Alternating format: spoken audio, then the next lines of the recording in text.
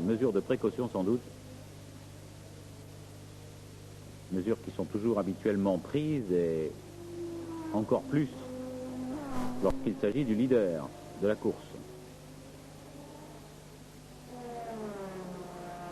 Alors l'écart entre ce groupe et le groupe qu'on ne voit pas depuis fort longtemps sur ces images, c'est-à-dire le groupe qui est commandé par le 4e, l'Italien Alboreto. On l'a juste aperçu, fraction de seconde, c'est 14 secondes. Entre ces trois-là, donc, et Alboreto.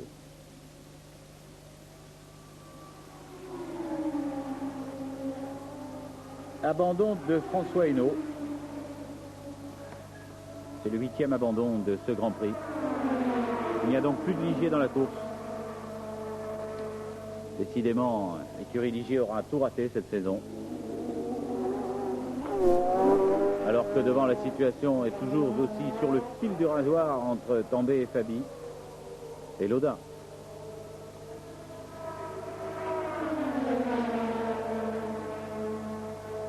Lauda qui reste à la distance où il doit rester, qui ne se permet pas d'acrobatie. Et un classement qui nous indique que nous sommes au 31e tour, qu'il en reste donc encore 21. Tambay premier, Fabi deuxième, Lauda troisième, Alboreto quatrième, cinquième Warwick, sixième Eddie Chiver, septième Johansson et huitième Ricardo Patrese. On peut dire que après l'écrémage des premiers tours, après la cascade d'abandon, eh bien, les positions sont un peu plus stabilisées. Voici Michele Alboreto. Alboreto, eh bien, au championnat du monde, il occupe une place honorable, quand même pas l'oublier, il est 8e. Et avec tous les problèmes qu'il a eu cette saison, il a quand même réussi à donner une victoire à Ferrari. Et depuis, les choses vont vraiment avec peu de réussite pour lui. À nouveau des attardés à doubler. Donc un nouveau problème pour nos trois concurrents de tête. Ici, ça passe pour Tambay, qui a donc réussi son dépassement. Ça passe aussi pour Fabi. Et ça va pas tarder à passer bien aussi pour Lauda. Voilà qui est fait. Est-ce à la faveur de ce dépassement des attardés que la course rebondira? En tout cas, Tambay contient les assauts de Fabi. Ça ne laisse pas du tout impressionné par le fait que l'Italien lui colle au train.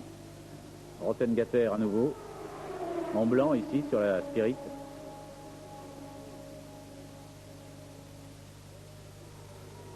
Et pratiquement Fabi réussit ses dépassements dans la seconde où Tambay réussit les siens.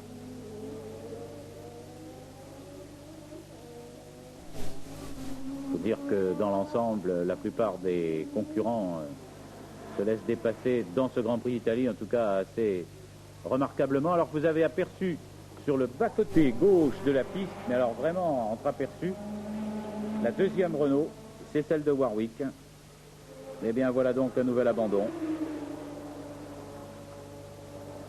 Alors ça évidemment c'est important pour la suite de notre classement, puisque nous avons donc en tête Tambay devant Fabi, Lauda, Alboreto, Chiver et Johansson. Et ensuite Patrese, que vous ne voyez pas sur votre écran du fait donc du retrait de Derek Warwick. Bon résultat pour Ferrari, bon résultat pour Alfa Romeo. Et non moins bon résultat pour le Suédois Johansson, qui pour la première fois pilote une Toleman. Souci à la voiture de Derek Warwick. Constatez que comme celle de Mansell tout à l'heure, elle est complètement ensablée.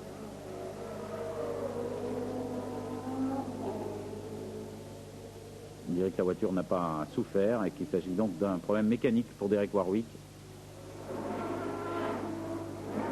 Ah, si ça restait comme ça jusqu'au dernier tour au pluriel, entre Tambay, Fabi et Lauda, ça nous ravirait pour le pilote canois, mais d'un autre côté, cela risquerait de faire des derniers tours très très chauds, parce que si Fabi fait très attention et semble vouloir choisir son moment pour attaquer Tambay, eh bien, la sagesse en général dans les derniers tours, c'est autre chose.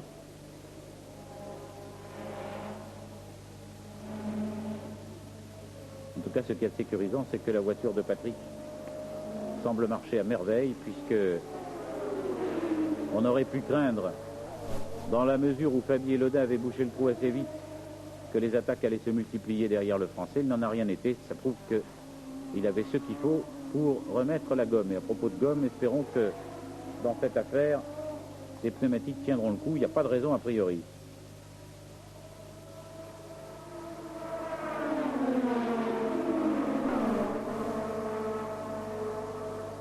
Et là, à 20 tours de la fin et même moins, 19 maintenant, il y a le problème de la condition physique qui joue en plus de celui des pneumatiques. Et il y a le mental, on ne le dira jamais assez, car mener une course comme le fait Tambay, c'est déjà formidable, mais mener une course en ayant en permanence dans ses rétros de Lascar comme Fabi et Lauda, c'est aussi quelque chose qui a tout son poids. Sur ces images de Michele Alboreto, nous nous quittons à nouveau quelques poignées de secondes pour une petite pause.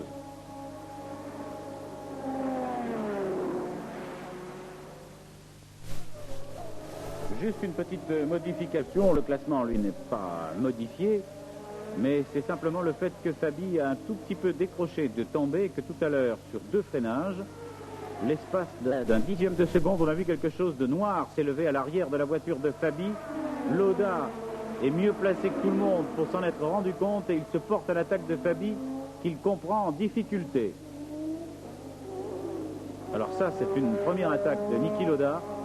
Qu'est-ce qui se passe chez Fabi? Est-ce qu'il a un problème de pneumatique ou un problème mécanique? Oh, ça fait la 3e fois que sur une décélération, on voit quelque chose de pas très franc à l'arrière de la voiture de Fabi. Mais vraiment, ça se voit à la loupe parce que c'est très fugitif. Et la première fois que ça s'est produit, on a vu brutalement Fabi décrocher des roues arrière de Tambay. De toute façon, pour Tambay, ça ne change rien parce que avoir Lauda ou Fabi derrière, le problème est le même. Parce qu'il faut simplement souhaiter à l'Italien, qui est auteur d'une fort belle course, c'est qu'il puisse la mener jusqu'au bout. Lui qui a fait un gros travail, qui a failli se retrouver dans le décor à la suite d'un tête à queue au début, et qui est toujours là maintenant. La suite donc, depuis l'abandon de Warwick sans changement, Alboreto, Chiver, Johansson et Patrese, que vous ne voyez pas, qui est en 7e position.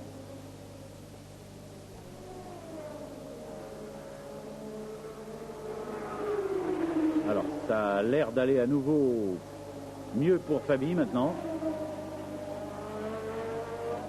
qui ne repère plus de terrain, mais qui a eu certainement un problème, et Lauda l'avait très bien compris en essayant de l'attaquer. On est revenu presque à une situation initiale. Tambay, Fabi, Lauda.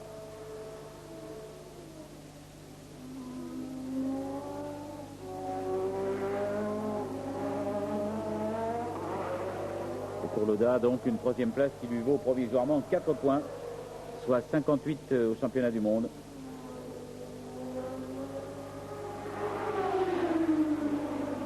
« 15 tours encore. Et chaque tour se fait à peu près en 1 minute et demie, c'est-à-dire qu'il nous reste à peu près 22 minutes de course.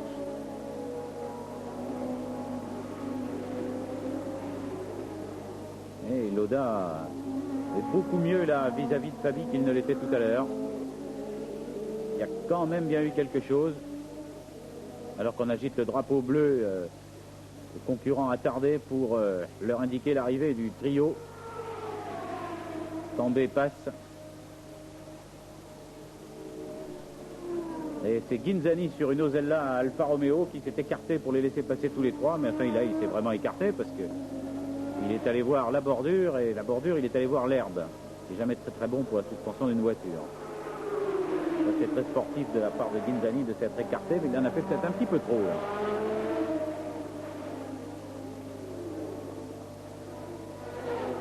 Alors le problème est de savoir maintenant qui est le mieux placé. Fabi pour attaquer Tambay ou Lauda pour attaquer Fabi. On pencherait un petit peu sur la 2e solution quand même.